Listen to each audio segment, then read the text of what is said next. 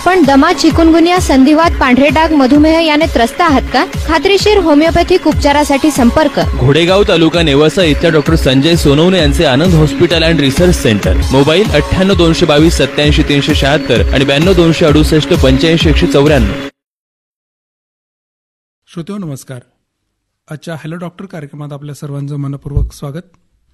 श्रोतेहो, आजचा आपल्या hello doctor कार्यक्रमाचा विषय आहे तो आहे त्वचेवरील पांढरे डाग किंवा पांढरे कोड, समज आणि गैरसमज. आज आपल्या आकाशवाणीच्या स्टुडिओमध्ये डॉक्टर संजय सोनवणे सर आलेले आहेत. डॉक्टर साहेब, आपलं आकाशवाणीच्या स्टुडिओत मनपूर्वक स्वागत. सर नमस्कार. सर श्रोत्यांसाठी एक विनंती आहे की आपल्याला या विषयाशी संबंधित जे काही प्रश्न असतील किंवा ज्या काही शंका असतील तर ते थेट आपण डॉक्टरांना विचारू शकता. त्यासाठी आपल्या फोन लाईन जे आहे त्याची नंबर मी आपल्याला सांगतो. 0241 हा अहमदनगरचा कोड नंबर आहे आणि 242-3471 किंवा 242-3672 या दूरध्वनी क्रमांकावर आपण संपर्क साधून आपल्या ज्या काही शंका आहेत या विषया संबंधित त्या थेट डॉक्टरांना विचारू शकता. तर डॉक्टर साहेब, कोड किंवा व्हिटिलिगो ज्याला आपण म्हणतो, तर हा श्वेत त्वचा हा एक प्रकारचा त्वचारोग आहे आणि भारतात जर पाहिलं तर त्याचं प्रमाण सुद्धा आता बऱ्यापैकी आहे. गुजरात, राजस्थान वगैरे आपल्या महाराष्ट्रामध्ये पण बऱ्यापैकी पाहायला मिळतो. मागच्या महिन्यामध्ये 25 जूनला पण जागतिक कोड दिन सुद्धा त्यासाठी लोकांमध्ये जनजागृती व्हावी या उद्देशानं साजरा केलेला आहे. तर खरं तर कोड किंवा ज्याला आपण पांढरे डाग वगैरे त्वचेवर जी पडते त्याला असं म्हणतो, तर त्याच्यामुळे लोकांची एक मानसिक आणि शारीरिक कुचंबना आपल्याला समाजामध्ये पाहायला मिळते. तर आपण याचं जी काही सुरुवात जर पाहायची ठरली तर आपली जी त्वचा असते त्याची रचना आपण सुरुवातीला समजावून घेऊ की कशा पद्धतीने असते. प्रथमतः सर्व आकाशवाणीच्या श्रोत्यांना, सर्व आकाशवाणीचा स्टाफ, आपले कार्यक्रम ऐकणारे नेट देशातील, परदेशातील आणि FM वर ऐकणारे सर्व श्रोतेजण यांचे सर्वांचा आभार आणि सरांचाही आभार की या विषयी जनजागृती करण्याचं आपल्याला वेळ दिली. तर कोड हा आजार समजून घेण्याआधी आपल्याला त्वचेचे एक संरक्षण आहे, मी थोडक्यात सांगतो. त्वचा ही अंतर्त्वचा आणि बाहेर त्वचा, डर्मिस आणि एपिडर्मिस अशा 2 आवरणांनी बनलेली असते. त्याच्यामध्ये परत एपिडर्मिस, डर्मिस, हायपोडर्मिस असे 3 प्रकार पडतात. तर अंतर्त्वचेमध्ये स्ट्रॅटम कॉर्निझम, स्ट्रॅटम ग्रॅन्युलोझम, स्ट्रॅटम म्युकोझम आणि स्ट्रॅटम लुसिडम असे नावाचे चार प्रकारचे थर असतात. त्याच्यामध्ये स्ट्रॅटम ग्रॅन्युलोझम नावाचा जो थर असतो त्याच्यामध्ये मेलॅनोब्लास्ट नावाच्या पेशी असतात, पेशींचा समूह असतो. मेलॅनोब्लास्ट पासून मेलॅनोसाइट नावाच्या पेशी रंग देणाऱ्या पेशी तयार होतात आणि मेलॅनोसाइट ह्या पेशी मेलॅनिन नावाचं रंगद्रव्य तयार करत असतात आणि हेच रंगद्रव्य आपल्याला जो काळा, सावळा, गोरा, निमगोरा रंग जो असतो तो रंग देण्यासाठी कारणीभूत असतो. बऱ्याच वेळा काय होतं, काही फॅक्टर्समुळे रंग देणाऱ्या पेशी नाश पावतात किंवा रंग तयार होत नाही आणि त्यातून त्वचा पांढरी दिसायला लागते आणि आपण त्यालाच पांढरे डाग किंवा कोड असं म्हणतो. आता तुम्ही मेलॅनिनचा उल्लेख केला, तर हे जे मेलॅनिन द्रव्य आहे आपल्या शरीरामधलं, तर त्याचं काम, मुख्य जे काम जर पाहिलं तर ते हेच असतं का की रंग शरीरामध्ये? बरं. आता जे पांढरे डाग याचा उल्लेख तुम्ही केला, तर ह्याची जी काही लक्षणं असतात सुरुवातीला, तर ती कशा पद्धतीने सुरुवात त्याची होऊ शकते? सुरुवात अशी विशेष काही लक्षणं नसतात, कारण यामध्ये काय असं पॅथॉलॉजिकल किंवा जंतू वगैरे नसतात किंवा व्हायरस, बॅक्टेरिया, फंगस नसतं. तर यामध्ये काय होतं, आपल्या ज्या मेलॅनोसाइट नावाच्या ज्या पेशी आहेत ते मेलॅनिन रंग देणारा जो द्रव्य आहे तो कमी सिक्रेट करतात किंवा कमी तयार होतो. त्यातून हळूहळू त्वचा मग तशी पांढरी पडत चालते आणि काही दिवसानंतर ती पूर्ण व्हाईट दिसते. मग आता आपल्याला आपल्या शरीरामध्ये अनेक वेगवेगळ्या प्रकारचे त्वचारोग सुद्धा होऊ शकतात, तर याच्यामध्ये हाच नेमका पांढरे डाग वगैरे आहे हे कसं ओळखलं जातं? पांढरे डाग तयार करणारे म्हणजे पांढऱ्या डागा सदृश्य अनेक आजार आहेत, जसेच ल्युकेन पॅनस झालं किंवा फंगल इन्फेक्शन झालं, व्हिटॅमिन डिफिशियन्सी झाली किंवा काही पोटामध्ये जंत वगैरे झाले, तर त्यातून सुद्धा कधी कधी त्वचेवर पांढरे डागा दिसू शकतात. पण तो पांढरे डाग आहे यासाठी थोडंसं डॉक्टरांकडे जाऊनच निदान करणं गरजेचं असतं. बरोबर. तर निदान जेव्हा एखादा पेशंट आपल्याकडे येतो सुरुवातीला, त्याचं निदान कशा पद्धतीने केलं जातं? आता यामध्ये ऍक्च्युअली सगळं क्लिनिकलच निदान करावं लागतं, म्हणजे तुमच्या तपासणीवरच निदान करावं लागतं. यावर अद्याप तरी कुठल्याही प्रयोगशाळेमध्ये तपासणी नाहीये की ज्यातून आपण निदान करू शकतो की हाच आजार आहे. जसं की आपण विडाळ टेस्ट करून टायफॉइडची टेस्ट आहे म्हणू शकतो किंवा आता समजा कोविडची टेस्ट करून कोविड आहे असं निदान करू शकतो. तसं या आजारासाठी असं काही नाहीये. मूळतः हा आजारच नाहीये बरं. थोडक्यात. हे फक्त एक शारीरिक किंवा Deficiency. डिफिशियन्सी म्हणता येणार नाही, मेलॅनिन द्रव्याची कमतरता. बरं बरं. मग ह्याच्यामध्ये काही प्रकार आपल्याला पाहायला मिळतात का? आता यामध्ये कारणानुसार किंवा तुमच्या शरीरावर कुठल्या कुठल्या भागावर येतात त्यानुसार प्रकार पडलेले आहेत. जसं आपण आता समजा शरीरावर येणाऱ्या भागानुसार जर ठरवलं तर लोकल किंवा फोकल म्हणता येईल त्याला, किंवा म्हणजे एकाच ठिकाणी स्थिर असणारे डाग. त्याच्यानंतर सेगमेंटल डाग म्हणता येईल. सेगमेंटल हा प्रकार असा आहे की त्यामध्ये शरीराच्या दोन्ही बाजूला सारख्याच ठिकाणी दिसून येतो. त्यानंतर ॲक्रोफेशियल नावाचा एक प्रकार आहे. ॲक्रोफेशियल म्हणजे शरीराच्या डिस्टल भागाला, म्हणजे लांबच्या भागाला, साधारणतः ओठांना, त्याच्यानंतर बोटांच्या टोकाला आणि पायाच्या टोकांना अशा ठिकाणी हे डाग दिसतात. आणि एक जनरलाइज म्हणून एक प्रकार आहे, तो शरीरावर कुठेही दिसू शकतो, पूर्ण जनरल असतात. मग याची सुरुवात वगैरे असं विशिष्ट भागापासून सुरू होते आणि मग शरीराकडे पसरतो वगैरे असं काही असतं का? नाही, असं काहीच नाही. असं काहीच नाही. आणि जर आपण कारणानुसार जर त्याचं समजा आपण इव्हॅल्युएशन केलं तर समजा आता काही इंडस्ट्रियल केमिकल्स आहेत त्यातून किंवा इरेजन झालं काही तर त्यातून होऊ शकतं, किंवा आता हर्पीस झोस्टर नावाचे काही स्किनचे आजार आहेत, हर्पीस झालं, किंवा त्वचावर येणारे जे आजार आहेत की जेणेकरून पिगमेंट स्किन डॅमेज होते. स्किन डॅमेज झाल्यानंतर बऱ्याच वेळा तिथे पिगमेंटेशन पण डॅमेज होतं, तिथे पण हा आजार दिसू शकतो. किंवा आता बऱ्याच वेळा आपण लिपस्टिक इंड्यूस आपण लिकोडर्मा म्हणतो, म्हणजे बऱ्याच वेळा काय होतं लेडीजमध्ये लिपस्टिक वापरण्याची फॅशनच आहे आणि काही केमिकल जर उतले ते किंवा त्याची काही अलर्जी असेल तर त्यापासून पण तिथे याची सुरुवात होते. किंवा आता बऱ्याचशा फेअरनेस क्रीम्स आल्यात, चेहऱ्याला लावल्या नंतर पण हा आजार उद्भवू शकतो. हा खूप छान मुद्दा तुम्ही मांडला, कारण जे काही सौंदर्य प्रसाधनं आपल्याला मार्केटमध्ये पाहायला मिळतात ते बरेचदा केमिकल मिश्रित वगैरे असतात आणि प्रत्येकाच्या शरीराला किंवा त्वचेला ते सूट होईल असं नसतं, नाही का? त्याच्यातून कधी रिॲक्शन वगैरे होऊ शकतं. बऱ्याच जणांना कसं असतं का गोरं दिसण्याचं एक फॅड आहे आपल्याकडे, म्हणजे गोरं दिसावं यासाठी अँटी मेलॅनिन काही क्रीम वापरल्या जातात आणि त्यातून सुद्धा हा आजार उद्भवू शकतो. अच्छा, म्हणजे मग त्या मेलॅनिन द्रव्यावरतीच काम होत आहे. हो, आपण त्याला डिप्रेस करतोय थोडक्यात. पण हे जे अँटी मेलॅनिन किंवा अशा स्वरूपाचे जे द्रव आहे हे तर ठीक आहे, पांढरे डाग वगैरे इथपर्यंत सीमित होईल, पण भविष्यात पुढे काही कॅन्सर वगैरे पण होऊ शकतं. कारण काय होतं, स्किनच्या ज्या लेयर्स आहेत त्या हे होतात आणि मेलॅनिन हा द्रव्य काय करतो, सूर्यकिरणांचे जे युव्ही रेज आहेत ते बऱ्याच वेळा आपल्या शरीरात जाण्यापासून थोपवले जातात. पण ज्यावेळेस अतिप्रमाणात जर युव्ही रेज शरीरामध्ये गेले तर सार्कोमा किंवा स्किनचे जे कॅन्सरचे प्रकार आहेत ते होऊ शकतात. आपल्याकडे समाजामध्ये एक गैरसमज मोठ्या प्रमाणात असा पाहायला मिळतो की कोड किंवा पांढरे डाग असलेला व्यक्ती हा जर आपल्या संपर्कात आला किंवा आपल्यासोबत बसला, आपल्यासोबत जेवला तर त्याला पण तो म्हणजे संसर्ग होईल अशी एक भीती असते, ती कितपत खरी आहे? हे सगळ्यात मोठा गैरसमज असा आहे का हा आजार काही जंतूमुळे झालेला नाहीये. पहिली गोष्ट, हा मेलॅनिन द्रव्याच्या कमतरतेमुळे झालेला आहे, त्याच्यामुळे तो संसर्गजन्य तर नाहीच आहे. आणि हीच सगळ्यात मोठा गैरसमज असा आहे. म्हणजे जसं टीबी असेल, कोरोना असेल तर व्हायरस किंवा ट्रान्समिट होऊ शकतो. परंतु हा एक म्हणजे त्वचेचा असल्यामुळे तो त्याच व्यक्तीपुरता सीमित आहे. ऍक्च्युअली हा जनरलाइज आजार आहे, म्हणजे शरीराच्या बिघडले जे शरीराची जी प्रवृत्ती तिचा एक आरसा म्हणता येईल आपल्याला, का त्याचं रिफ्लेक्शन स्किनवर येतं. हा तसा आजार नाहीच आहे. शरीरात ज्या गुंतागुंतीच्या क्रिया चालू असतात त्याचं एक रिफ्लेक्शन आपल्याला स्किनवर दिसतं. याचं काही असं विशिष्ट वय वगैरे असतं का की याच वयात होऊ शकतो, लहान मुलांमध्ये किंवा समजा 40-50 किंवा ज्येष्ठ नागरिक, असं काही वय असतं का याचं? नाही, याला असं काही एज लिमिट नाहीये. म्हणजे वयाच्या 6 महिन्यापासून तो वयाच्या 60 वर्षापर्यंत कुणाला येऊ शकतं. आता काही फॅक्टर्स आहेत याला का जे प्रिडिस्पोज करतात किंवा आपण काय म्हणतो त्याला एक्साइटिंग फॅक्टर म्हणता येते, म्हणजे त्याच्यामुळे तो होऊ शकतो, होईलच असं नाही. आता त्याच्यात बरेचसे फॅक्टर्स आहेत. आता ऍक्च्युली हा इम्युनॉलॉजिकल आजार आहे. इम्युनॉलॉजिकल किंवा ॲटिइम्युन डिसीज म्हणलं जातं त्यामध्ये मेडिकल लँग्वेजमध्ये. ॲटिइम्युन डिसीज म्हणजे काय की आपल्याच पेशी आपल्या पेशींना मारायला सुरुवात करतात. इथपर्यंत ठीक आहे, पण का मारायला सुरुवात करतात किंवा का असं काय घडतं की आपल्याच पेशी आपल्या पेशीला मारायला लागतात? खरं म्हणजे संशोधनाचा मुद्दा आहे आणि गेली जवळजवळ 27 वर्षापासून मी त्यावर संशोधन करतोय आणि बऱ्यापैकी आपल्याला त्यात यशही प्राप्त झालंय. मग ते नेमकं काय कारण असतं, काय काय कोणते फॅक्टर्स याला इंड्यूस करतात? आता ॲटिइम्युन डिसीज म्हणजे आता मी तुम्हाला सांगितलं, पण आता ॲटिइम्युन डिसीज होण्यासाठी ज्यावेळेस तुमच्या शरीरामध्ये झालेले शारीरिक बदल, म्हणजे जसं थोडक्यात हार्मोनचे समजा आजार, थोडक्यात हार्मोन डिसीजेस, ऍक्च्युअली हे सुद्धा ॲटिइम्युन डिसीजेसमुळे होतात.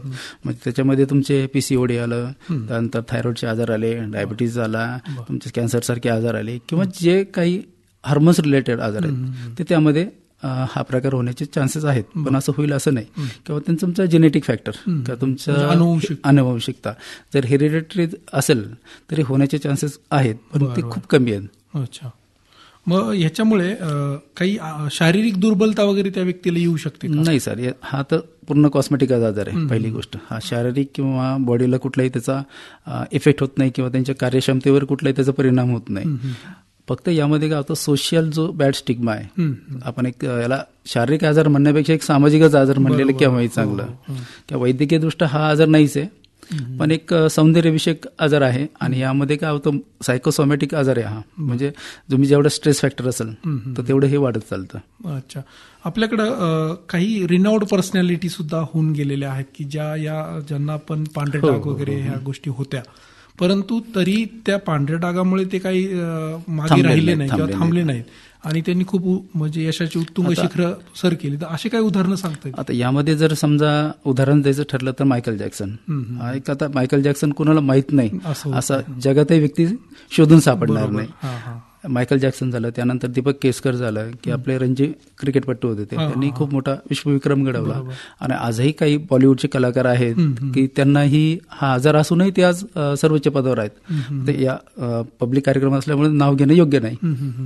म्हणजे काही आपल्याकडं एक कमिटी असते बघा जागतिक स्तरावरची या विटिलिगोबद्दल, त्याच्याबद्दल काय सांगाल? कशा पद्धतीने? यामध्ये मायकल जॅक्सनच्या स्मरणार्थ वर्ल्ड विटिलिगो रिसर्च फाउंडेशन नावाचं एक अमेरिकेमध्ये फाउंडेशन आहे. हे फाउंडेशन यावर संशोधन करत आहे, यावर जनजागृती करण्याचं अविरत काम चालू आहे.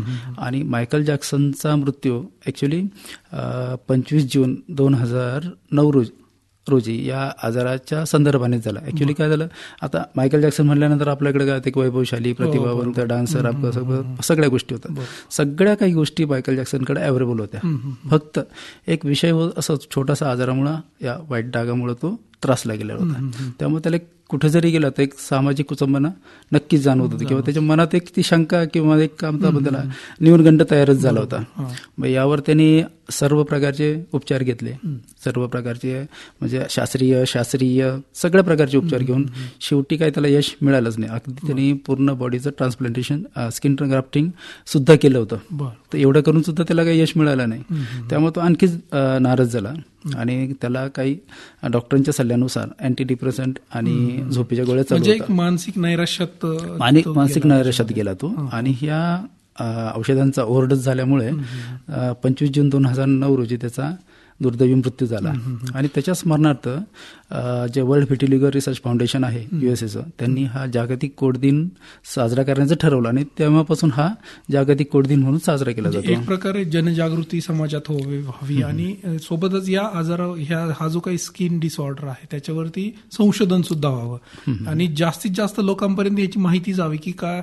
आता आपल्या समाजात आपण बऱ्याचदा पाहतो की एखाद्या व्यक्तीला पांढरे डाग किंवा असे असेल तर एक थोडंसं त्याला साईडलाईन केलं जातं किंवा त्याच्याबद्दलची एक भावना जी असते सोबतच्या व्यक्तींची ती थोडीशी बदललेली असते.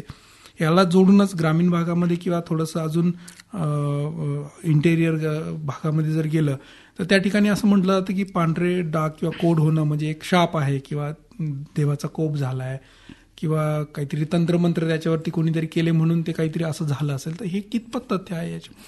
ॲक्च्युली आता हा तर शारीरिक आजार आहे पहिली गोष्टमध्ये. आणि ग्रामीण भाग, आता तुम्ही जो मुद्दा मांडला ना, खूप महत्त्वाचा आणि यावर खूप जनजागृती करणं किंवा होणं गरजेचं आहे. कारण हा तर काही कुठला दैवी शाप नाही आहे पहिली गोष्ट, किंवा असं कुठल्याही काय बोलतात त्याला आपण, काय वाईट दुष्परिणाम केलं आणि त्याचे परिणाम आपण बघतोय असं म्हटलं, असंही काही नाही आहे. कारण हा एक जंतूचा काही प्रताप नाही किंवा व्हायरसचा काही प्रताप नाही, हा ते रंगद्रव्याची कमतरता आहे. आणि यामध्ये काय होतं, सायकोसोमॅटिक आजार असल्यामुळं जर मानसिक ताणतणाव जर असेल तर हा आजार होण्याची शक्यता जास्त असते. असं कुठलंही हे नाही की हा आजार संसर्गजन्य आहे किंवा कुठल्या शापामुळे झालं किंवा तंत्रमंत्राने झालं, असं कुठलंही काही नाही आहे. आपल्या शरीरावर जे काही समजा पांढरे चट्टे वगैरे येतात किंवा पांढरे डाग वगैरे येतात तर प्रत्येक डाग हा कोड असेलच असं नाहीये, नाही का? नक्कीच. पण मग हे याचं डिफरन्शिएशन किंवा याला असं आपण समजायचं कसं की पांढरा चट्टा कोणता आणि पांढरे डाग कोणते?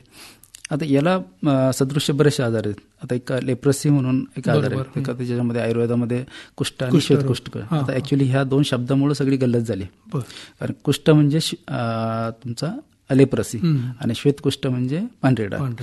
श्वेत म्हणजे पांढरे, कुष्ठ म्हणजे डिक्रीज होणे असं त्याचा अर्थ आहे ऍक्च्युली. पण त्या दोन शब्द सारखेच असल्यामुळे बऱ्याचदा लोकांची गलत अशी होती की हा लेप्रसीचा एक प्रकार आहे का, म्हणजे कुष्ठरोगाचाच एक प्रकार आहे का, तर तसा नाही. हा पूर्ण आजार वेगळा आहे. आणि बाकीच्या ज्या आजारामध्ये खाज असते किंवा सेन्सेशन लॉस होतात, असे वेगवेगळे प्रकार असतात. याच्यामध्ये सगळं फिजिकल तुमचं फंक्शनिंग अगदी ओके असतं. लेप्रसीमध्ये, कुष्ठरोगामध्ये हाताची बोट वगैरे, हातापायची बोट झडतात, यामध्ये असं कुठल्याही डिफॉर्मिटीज होत नाहीत आणि याला खाज वगैरे काहीच नसते. अच्छा, ही खूप महत्वाची माहिती. खरं तर बऱ्याच लोकांच्या ह्या शंका असतात की कुष्ठरोग काय आणि पांढरे डाग किंवा कोड काय. तर हे खूप छान उत्तर तुम्ही खरं तर दिलं. तर हा जो आजार आहे, हा जो काही शारीरिक हे आहे, त्वचेची काही डिफिशियन्सी आहे त्याला आपण म्हणूया, तर हा आजार योग्य पद्धतीने उपचार जर केले तर तो नियंत्रणात राहू शकतो का आणि बरा पण होऊ शकतो का? योग्य पद्धतीने जर तुम्ही उपचार केले तर नियंत्रणात तर नक्कीच राहू शकतो आणि बराही होऊ शकतो. आता त्यावर बरेचसे फॅक्टर्स आहेत का तुम्ही ट्रीटमेंट काय घेताय, कशी घेताय, कुठली घेताय. आता प्रचलित जी ट्रीटमेंट आहे त्यामध्ये काय ते सोरलेन नावाचे काही औषधं असतात की ते घेऊन ऊन वगैरे देणं, त्याने फोड वगैरे येतात, स्किन इरिटेट होते आणि तिथे पिगमेंटेशन येऊ शकतं. असा एक प्रकार आहे. त्याच्यानंतर स्किन ग्राफ्टिंग का ज्याने एक त्वचेचा भाग काढला जाऊन त्यावर रोपवला जातो. आपण उपचारावरती बोलूया. आपले श्रोते फोन लाईनवरती, त्यांचा प्रश्न घेऊया. नक्कीच. Hello hello hello hello doctor, कार्यक्रमात स्वागत आहे. तर माझा प्रश्न असा आहे की वयाच्या कोणत्या वयापर्यंत या आजारावर ट्रीटमेंट करता येते? बरं, ठीक, उत्तर घेऊया आपण. आता वयाचा आणि उपचाराचा आपण जर विषय करतोय तर यामध्ये कसं ट्रीटमेंट, पहिली गोष्ट म्हणजे त्याचं डायग्नोसिस, त्याचा टाईप कुठला आहे तो, त्याच्यानंतर त्याची जेनेटिक हिस्ट्री, त्याच्यानंतर त्याची अदर डिसिजेसची हिस्ट्री, त्याच्यानंतर त्याचं प्रमाण, याच्यावर सगळं अवलंबून असतं.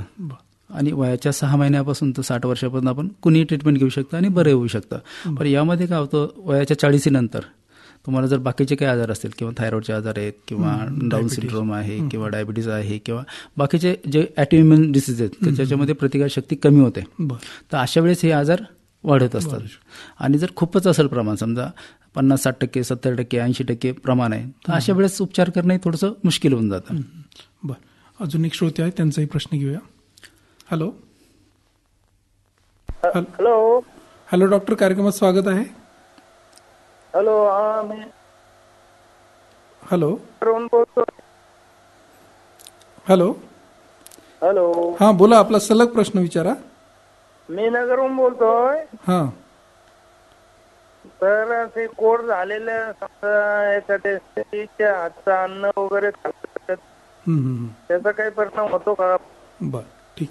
सर, तुमचा प्रश्न व्यवस्थित कळायला नाही मला. तुमचा असा प्रश्न आहे की समजा एखाद्या स्त्रीला समजा हा कोड झालेला आहे, त्यांच्या हातचं अन्न जर खाल्लं तर तो म्हणजे हा एक समाजात खूप मोठा गैरसमज आहे. खूप मोठा गैरसमज आहे. सविस्तर थोडं सांगणं गरजेचं आहे. कारण ऍक्च्युली आता बऱ्याच वेळा काय होतं, असे जे पेशंट आहेत किंवा एखाद्या फॅमिलीमध्ये असा थोडंसं सविस्तर सांगतो, थोडा वेळ घेतो सर मी यामध्ये, कारण हा खूपच मोठा गैरसमज आहे. कारण यामध्ये काय, एक पहिली गोष्ट, हा संसर्गजन्य आजार नाहीच आहे. पहिली गोष्ट, हा ज्या शारीरिक गुंतागुंतीच्या प्रक्रिया झाल्या एखाद्या अशा व्यक्तीमध्ये, त्या व्यक्तीला तो आजार झालाय थोडक्यात, त्यातून हा कुठलाही ट्रान्समिट होत नाहीये, पहिली गोष्ट.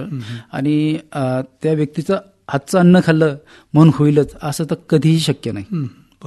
त्यामुळं ह्या गोष्टी खूप महत्वाच्या आहेत सर. अशा काय होतं, समाजामध्ये अशा गोष्टीपासूनच पेशंटला थोडंसं इग्नोर केलं जातं किंवा थोडक्यात थोडंसं आपण काय म्हणतो त्याला, आणि विशेषतः महिला वर्गाचा जर विचार केला तर समजा मुलींचा आपण विचार करूया, तर जेव्हा लग्न जुळवण्याचा विषय येतो त्यावेळेस ह्या अडचणी फार अनेक महिलांमध्ये आपल्याला पाहायला भेटतात. सगळ्यात अवघड प्रश्न आहे सर. कारण काय होतं, मुलींचं लग्न जुळवणं आणि कोडबाधित जर मुलगी असेल तर त्यांच्या परिवाराला काय वेदना होतात ते त्यांच्या परिवारालाच माहिती. कारण अक्षरशः लग्न, बरेचसे आता मी पेशंट बघितले की लग्नानंतर हा आजार झाल्यानंतर थोडंसं डायव्हर्स पर्यंत सुद्धा प्रकरण गेलेले मी बघितलेले आहेत. ऍक्च्युली हे गरज नाहीये सर, कारण समाजात जनजागृती नसल्यामुळं या गोष्टी घडतायत आणि हे चुकीचं आहे टोटली. खरं तर त्या व्यक्तीचा तसं काही दोष नाही, एक शारीरिक गोष्टी, हार्मोनल इम्बॅलन्स किंवा डिसऑर्डर्स ह्याच्यामुळे घडलेली गोष्ट असते आणि त्याच्यामुळे तो कोड होतो. परंतु त्याला मानसिक पाठबळ देणं आवश्यक असतं अशा काळामध्ये. परंतु आपल्या समाजामध्ये थोडीशी याच्याबद्दल वाईट वागणूक दिली आहे. हेच होतंय सर. आपल्याकडे ऍक्च्युली कसं आहे, समाजाने अशा रुग्णांच्या पाठीमागे उभं राहणं पाहिजे की तू बरा होशील बाबा, तू प्रयत्न कर, उपचार कर, नक्की बरा होशील, असं बोलणं गरजेचं आहे. बरोबर. पण समाज उलट करतोय आणि त्यातून काय होतं, एक तर तो मनानेच खचलेला असतो आणि तो आणखी खचला जातो. बरोबर. नक्की आपण यावरती बोलूया. आपले श्रोते फोन लाईनवरती, त्यांचा प्रश्न घेऊया. हॅलो हॅलो हॅलो डॉक्टर, कार्यक्रमात स्वागत आहे. बोला, प्रश्न विचारा. सर, माझा प्रश्न असा होता की बऱ्याचदा विरुद्ध अन्न खाल्लं की हा आजार होतो असं म्हटलं जातं, तर हे कितपत खरं आहे? आता विरुद्ध अन्न म्हणजे ऍक्च्युली असं म्हणायचं की तुम्हाला दूध आणि दही खाल्लं, दूध आणि मटण खाल्लं, दूध आणि चिकन खाल्लं, दूध आणि मासे खाल्ले, असंच ना? हो. बऱ्याच वेळा काय होतं, आता हे दोन्ही टाईप जे आहेत वेगवेगळ्या प्रकारचे आहेत. म्हणजे दुधातले काही प्रोटीन्स वेगळे असतात आणि समजा फिश म्हणलं आपण किंवा मटण म्हणलं, यातले काही प्रोटीन्स वेगळे असतात. तर बऱ्याच वेळा काय होतं, दोन्ही प्रोटीनचं कॉम्बिनेशन झाल्यामुळं काहीतरी एक टॉक्सिक पदार्थ तयार होतो आणि तो सगळ्यांनाच होईल असं काही नाही, पण ज्याची थोडक्यात शारीरिक टेंडन्सी आहे तशाच रुग्णांना त्यापासून त्रास होतो. पण शक्यतो या गोष्टी टाळायला केव्हाही चांगल्या. बरोबर. म्हणजे याच्यामध्ये आहार पण व्यवस्थित ठेवणं हे खूप म्हणजे आहार टाळणं असं नाही म्हणता येणार, पण एकत्र खाणं म्हणजे दूध आणि समजा आता आपल्याकडे आता सिटीमध्ये एक फॅशन आली आहे, मटण वगैरे खाल्लंय, बिर्याणी वगैरे केली की त्याला दही लावलं जातं, किंवा नॉनव्हेज खाल्लं की आईस्क्रीम खाल्ली जाते किंवा ताक पिलं जातं. ह्या गोष्टी अक्षरशः चुकीच्या आहेत, कारण ते पचनाच्या दृष्टीने पण चुकीच्या आहेत आणि त्यातून मग हे गोष्टी होत असतात. बरोबर. आपण उपचारावरती बोलत होतो, तर याला कशा पद्धतीने याच्यावरती उपचार केले जाऊ शकतात? आता जी आपण काय बोललो मगाशी, जी प्रचलित पद्धती आहे, आता तुम्हाला सांगितलं मी, ऊन घेणं किंवा ट्यूब वगैरे लावणं, ह्या गोष्टी झाल्या, किंवा स्किन ग्राफ्टिंग. पण ऍक्च्युली ह्या पॅलेटिव्ह ट्रीटमेंट आहेत, क्युरेटिव्ह ट्रीटमेंट नाही आहेत. पॅलेटिव्ह म्हणजे तात्पुरतं कमी होणं आणि क्युरेटिव्ह म्हणजे मुळासकट जाणं. आता यासाठी ट्रीटमेंट करणं म्हणजे आता आम्ही याच्यामध्ये जे संशोधन केलंय त्याच्यातून असं लक्षात आलंय की हा ऑटोइम्युन डिसीज असल्यामुळं इम्युनोमॉड्युलेशन नावाचा एक कॉन्सेप्ट आहे का तुम्ही त्याच्यात प्रतिकारशक्ती तुमची मॉडिफाय करू शकता आणि ते इम्युनोमॉड्युलेशन हे होमिओपॅथिक औषधांनी खूप छान प्रकारे होतं आणि जवळजवळ 5,000-6,000 पेशंट आपण कव्हर केले त्यावर, याच कॉन्सेप्टवर, आणि खूप छान रिझल्ट आहेत सर त्यावर. मग जेव्हा एखादा पेशंट आपल्याकडे येतो तर त्याचं प्रॉपर डायग्नोसिस, त्याला उपचार आणि हा सगळा जो त्याचा उपचाराचा काळ आहे तर तो किती दिवसांचा असतो आणि कशा पद्धतीनं केलं जातं ते? ऍक्च्युली हे ट्रीटमेंट, उपचार आणि वेळ या तिन्ही गोष्टी पेशंट टू पेशंट व्हेरी होतात. मग यामध्ये कसं असतं, पेशंटचं वय, पेशंटची हिस्ट्री, त्याची जेनेटिक हिस्ट्री, त्याची सध्याची आजाराची हिस्ट्री, त्याच्यानंतर त्याची उपचारांची हिस्ट्री, ह्यावर सगळं अवलंबून असतं. त्यामध्ये कालावधी जर छोटा डाग असेल तर वर्ष 6 महिन्यात जाऊ शकतो आणि जर जास्तच असेल तर 2-4 वर्ष लागू शकतात. मग जेव्हा पेशंटने समजा त्याच्या शरीरावर त्याला असं कुठंतरी दिसतंय की आपल्याला असा पांढरा डाग वगैरे आलाय, तर त्यांनी डॉक्टरांकडे लगेच येणं अपेक्षित आहे, खूप लगेच. बऱ्याचदा समाजात थोडंसं एक दुसऱ्याला माहिती पडेल की मला पांढरा डाग आहे म्हणून काही गोष्टी लपवल्या जातात, ह्याही गोष्टी होतात आणि मग तो वाढत जातो. बरोबर. त्याच्याबद्दल तुम्ही काय सांगाल? कसं होतं, बऱ्याच वेळा काय होतं, एखादा छोटा डाग आता हातावर आलाय, थोडक्यात सुरुवातीला त्याकडे दुर्लक्षच केलं जातं कारण त्याच्याकडून कुठलाही त्रास नाही. पण ज्यावेळेस त्याचं प्रमाण वाढत चालतं, वाढत गेल्यानंतर ज्यावेळेस तुम्ही डॉक्टरांकडे जाता आणि ज्यावेळेस विटिलिगो किंवा लिकोडर्मा आपण किंवा पांढरे डाग म्हणून निदान केलं जातं, तर मग एक पेशंटला एक अशी मोठी न्यूनगंड तयार होतं. जर हे समाजाला कळालं तर पेशंट समाज आपल्याला थोडंसं वाढीत टाकल्यासारखं ट्रीटमेंट देईल किंवा थोडंसं डिले असं काय म्हणतात इग्नोर केल्यासारखी ट्रीटमेंट देईल. हे टाळण्यासाठी तो लपवण्याचा प्रयत्न करतो. पण मग नंतर एक वेळ अशी येते की लपवण्याचा भाग तर लपत नाही, पण ज्यावेळेस चेहऱ्यावर वगैरे दिसायला लागतं त्यावेळेस मग तो पूर्ण नैराश्यात जातो. बरोबर. म्हणजे ते वेळीच त्यामुळे डॉक्टरांकडे जाणं आवश्यक आहे. नक्की आपण बोलूया. आपले श्रोते फोन लाईनवरती, त्यांचा प्रश्न घेऊया. Hello hello doctor. हा हॅलो डॉक्टर, कार्यक्रमात स्वागत आहे. माझं पायाला हॅलो पायाला ताम फिरवाडी फोड आलेला आहे. बर, मग आपला प्रश्न काय आहे? ती ताम थोडं ती बरं करायसाठी काय करावं? आता जामखेड हा एक वेगळ्या प्रकारचा त्वचारोग आहे आणि आपला आजचा विषय जो आहे तो पांढरे डाग आणि लिकोडर्मा याविषयीचा आहे, त्यामुळे त्याचा जास्त वेळ घालण्यात काही अर्थ नाही. म्हणजे खरं तर शरीरावरती अनेक प्रकारच्या त्वचेवरती आपल्याला वेगवेगळे आजार पाहायला मिळतात आणि त्याच्यामध्ये आपण जो आजचा विषय जो ज्याच्यावर चर्चा करतोय की पांढरे डाग किंवा ज्याला श्वेत त्वचा असं म्हटलं जातं, तर तो असेल तर डॉक्टरांकडे वेळीच जाणं अपेक्षित आहे की जेणेकरून तो वाढणार नाही. तर ही जी उपचार पद्धती आपण राबवता पेशंट्सवरती, तर ती उपचार करताना कुठल्या कुठल्या गोष्टींचा विचार केला जातो त्याच्यामध्ये? तर यामध्ये पहिलं म्हणजे पेशंटचं वय, त्याच्यानंतर जेनेटिक हिस्ट्री, त्याच्यानंतर सध्याची हिस्ट्री, त्याच्यानंतर मागची ट्रीटमेंटची हिस्ट्री आणि मागचे आजार. त्याच्यामध्ये आता बऱ्याच वेळा आता सध्या काय झालं, कोविड म्हणजे तसं जर विचार केला तर जगात 1 ते 5% लोक, पूर्ण लोकसंख्येच्या 1 ते 5% लोक अफेक्टेड आहेत या आजाराने, आणि हे आजार वाढतच चाललंय. तर आपल्याकडे समजा गुजरात झालं, त्याच्यानंतर राजस्थान झालं, महाराष्ट्रामध्ये तुमचं मालेगाव झालं, नाशिक भाग झालं, या एरियामध्ये हे पेशंट जास्त आहेत. त्यामध्ये एक थोडंसं आपण काय म्हणतो त्याला, भौगोलिक पण काही गोष्टींचा असर असू शकतो. हां, तर याच्यामध्ये तुमचे पूर्ण बॉडी लँग्वेज कशी आहे, आजार कसे आहे, तुमची सायकोलॉजिकल कंडिशन कशी आहे, मानसिक स्थिती कशी आहे, तुमची जेनेटिक हिस्ट्री कशी आहे, तुमचे बाकीचे आजार. आता मध्यंतरी 5-6 वर्षाच्या पिरियडमध्ये चिकनगुन्या झालं, कोरोना झालं, डेंग्यू झालं, असे जे प्रतिकारशक्तीच्या निगडीत जे आजार आहेत ज्याने प्रतिकारशक्ती कमी होते, तर अशामध्ये सुद्धा आता पेशंट दिसू राहिलेत. आणि कोरोनानंतर तर खूप याचं प्रमाण वाढत चाललंय. तुम्ही खूप खरं तर छान मुद्दा उपस्थित केला. आपण यावरती बोलूया. आपले श्रोते आहेत फोनवर, त्यांचा प्रश्न घेऊया आणि मग बोलूया. हॅलो. नमस्कार सर. हॅलो डॉक्टर, कार्यक्रमात स्वागत आहे. नमस्कार. नमस्ते. मी गणेश पवार बोलतोय, नांदूर. हा बोला. मानेवरचे डाग जे आहे ते वाढू शकता का कमी शकता? हॅलो. हा, तुम्हाला असं म्हणायचं का मानेवर डाग आहेत ते वाढू शकतात का कमी होऊ शकतात, असंच बोलायचं का? पहिली गोष्ट, आता मानेवर डाग आहेत ते कशाचे आहेत? पहिली गोष्ट, तो नाईट आय असू शकतो, शिरीम असू शकते, कुठलं बॅक्टेरियल इन्फेक्शन असू शकतं, व्हायरल इन्फेक्शन असू शकतं, किंवा अदर काही असू शकतं, किंवा व्हाईट पॅचचाही प्रॉब्लेम असू शकतो. आता जोपर्यंत निदान होत नाही तोपर्यंत त्याविषयी बोलणं अवघडच आहे थोडंसं. जर नाईटा वगैरे असेल तर ते किरकोळ ट्रीटमेंटमध्ये पण कव्हर होऊ शकतं. नाही, पांढरा डाग असेल तर नक्कीच भरू शकतो. पांढऱ्या डागाचं लक्षणच आहे की ते वाढतं नंतर. त्यामुळे ते जेवढं छोटं आहे तेवढं पटकन त्यावरती उपचार घेऊन त्याला थांबवणं तिथपर्यंत गरजेचं आहे. चालेल. कार्यक्रमात सहभागी झालात, खूप खूप धन्यवाद. डॉक्टर साहेब, आपण बोलताना आता रोगप्रतिकार शक्तीचा विषय काढला, आणि आता आपण मागच्या 2 वर्षात पाहिलं की कोविडच्या याच्यामध्ये पण रोगप्रतिकार शक्ती हाच एक महत्वाचा मुद्दा होता. बरोबर. तर आता जे काही कोविड इन्फेक्टेड झाले होते किंवा ज्यांना हॉस्पिटलाइज करावं लागलं दवाखान्यामध्ये वगैरे, त्यांची रोगप्रतिकार शक्ती कमी झालेली आहे. नक्की. अशांना हा आजार होऊ शकतो का? सर, आता जर मी पाहतोय ना ते की डेली नवीन रुग्ण वाढत आहेत, आणि बऱ्याच जणांमध्ये कोविड, पोस्ट कोविड आपण जे सिंड्रोम म्हणतो, किंवा कोरोना नंतर झालेले हे कॉम्प्लिकेशन्स मधला हा एक कॉम्प्लिकेशन म्हणता येईल. तर बऱ्याच जणांना त्वचा रोग झालेत, बऱ्याच जणांना डायबिटीसचा आजार झाला, बऱ्याच जणांचे हार्मोनल इम्बॅलन्स झालेत, तर किंवा बऱ्याच जणांना पीसीओडी किंवा थायरॉइड सारखे पण आजार झालेत. तर यामध्ये इम्युनिटी कमी झाल्यानंतर हे खूप जणांना हा प्रकार वाढत चाललेला आहे. चल, आपण यावरती बोलूया. आपले श्रोते फोन लाईनवरती, त्यांचा प्रश्न घेऊया. Hello. Hello. Hello. Hello doctor, कार्यक्रमात स्वागत आहे. हा, मी प्राध्यापक. हॅलो. हा, मी प्राध्यापक बोलतो. हा, आपला प्रश्न विचारा. हा, डॉक्टरांनी आणि तर याच्यामध्ये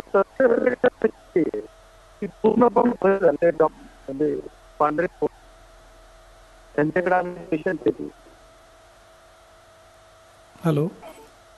आपला प्रश्न विचारा. हा, डॉक्टरांनी आतापर्यंत जे पांढरे पेशंट ट्रीटमेंट केली आहे त्याच्यामध्ये त्यांना सक्सेस रेट केली आहे. अच्छा, ठीक. म्हणजे ह्या पांढरे कोडाच्या उपचारावरचं यश अपयश, आता यश अपयश हे बऱ्याचशा गोष्टींवर अवलंबून असतं. म्हणजे पेशंट किती प्रमाणात कशा पद्धतीने मेडिसिन घेतोय, किंवा आपण कशी ट्रीटमेंट देतोय, या बऱ्याचशा, वय, त्याच्यानंतर जेनेटिक फॅक्टर, इम्युन सिस्टीम, या सगळ्या गोष्टींवर अवलंबून आहे.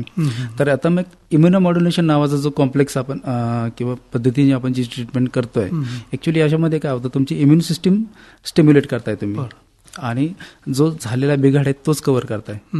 त्यामुळे त्याला वेळ लागतो. बरं. पण सक्सेस रेट जवळजवळ 90% सक्सेस रेट आहे. अच्छा, म्हणजे रुग्ण बरा होऊ शकतो. होऊ शकतो.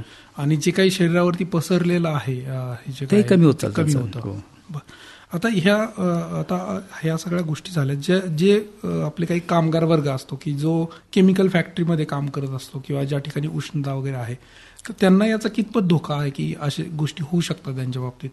असं उष्णतेचा आणि याचा काही संबंध नाही तसा विचार केला. म्हणजे उष्णतेने हा आजार होतो किंवा थंडीमध्ये हा आजार होतो असं नाहीये.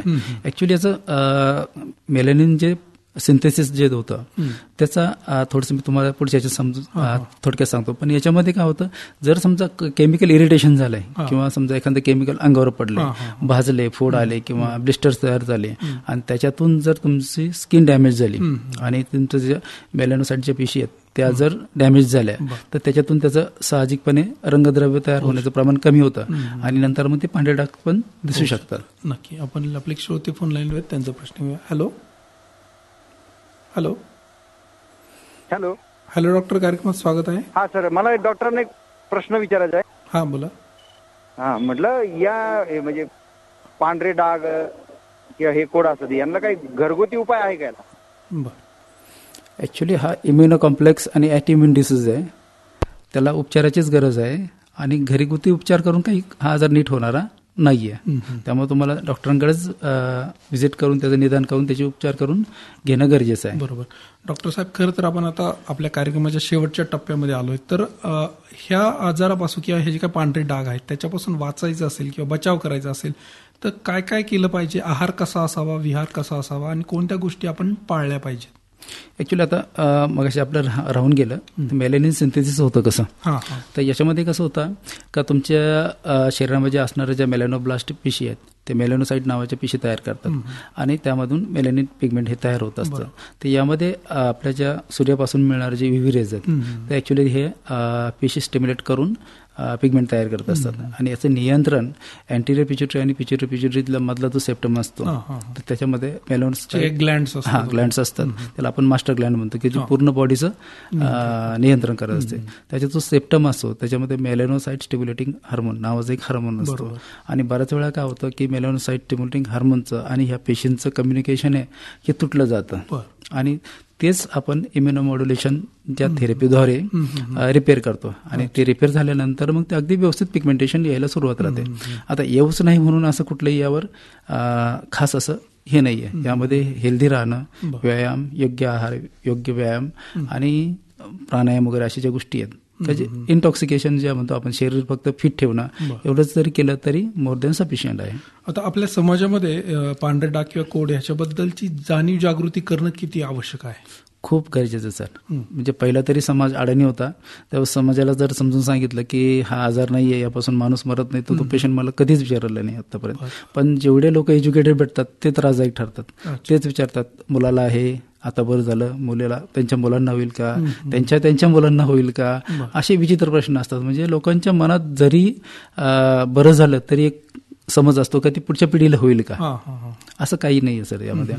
आणि सोबतच समजा आपल्या कलिगला किंवा आपल्या ऑफिसमध्ये काम करणारी व्यक्ती आहे, घरातील एखादी व्यक्ती आहे की ज्याला समजा असे काही पांढरे कोड किंवा डाग जर दिसायला लागले तर त्यांना कशा पद्धतीनं मानसिक पाठबळ देणं आवश्यक आहे? ऍक्च्युली त्यांना त्या आजाराविषयी पूर्ण माहिती, शास्त्रीय त्याचा आधार आणि त्याच्या उपचाराची पद्धती योग्य समजून सांगणं आणि त्यांना मानसिक पाठबळ देणं की हा आजार नाहीच आहे बाबा. पहिली गोष्ट म्हणजे शारीरिक आजार नाहीच आहे हा फक्त तुमचा सौंदर्यविषयक आजार आहे. त्यामुळे त्याला पेशंटला किंवा त्या कलिगला तुम्ही इग्नोर न करता त्याला तुम्ही आपल्यामध्ये प्रोत्साहित घ्या, आपल्या मेन स्ट्रीम मध्ये सामावून घ्या, त्याला एक मैत्रीची वागणूक द्या आणि त्याला एक आधार द्या. मानसिक आधार खूप महत्वाचा असतो सर यामध्ये. बरोबर. खरं तर श्रोतेहो, हा विषय खूप छान पद्धतीनं डॉक्टरांनी सांगितलं की अनेक गैरसमज आपल्या समाजामध्ये या पांढरे कोड किंवा पांढरे डागाबद्दल आपल्याला पाहायला मिळतात आणि आपण सुद्धा समाजामध्ये फिरतो तेव्हा पाहतो की अशा काही पांढरे डाग एखाद्या व्यक्तीच्या स्किनवर असतील तर आपल्याही मनात अनेक शंका कुशंका येतात. त्यामुळे थोडंसं शास्त्रीयदृष्ट्या त्याचा आपण व्यवस्थित अभ्यास केला पाहिजे आणि जी कोणी आपल्या घरातील, आपल्या नातेवाईकातील, आपल्या मित्रपरिवारातील अशी व्यक्ती असेल तर त्याला योग्य पद्धतीनं डॉक्टरांच्या माध्यमातून उपचार करून घेणं हे किती आवश्यक आहे ह्याचंही महत्त्व पटवून दिलं पाहिजे. डॉक्टर साहेब, तुम्ही आज आकाशवाणीच्या स्टुडिओमध्ये आलात आणि त्वचेवरचे जे काही पांढरे डाग असतात किंवा त्याला पांढरे कोड आपण म्हणतो, तर ते कशा पद्धतीनं होतात किंवा त्याची सायंटिफिक कारणं काय असतात, त्याच्यावरती उपचार कसा शक्य आहे हे सुद्धा आमच्या श्रोत्यांना सांगितलं. आणि समाजामध्ये जे काही गैरसमज पसरलेले आहेत त्याचं सुद्धा विस्तृत असं तुम्ही सविस्तर वर्णन आणि माहिती आमच्या श्रोत्यांना दिली. त्याबद्दल मी आकाशवाणी अहमदनगरच्या वतीनं आणि सर्व श्रोत्यांच्या वतीनं आपला खूप खूप आभार आहे. धन्यवाद. धन्यवाद सर.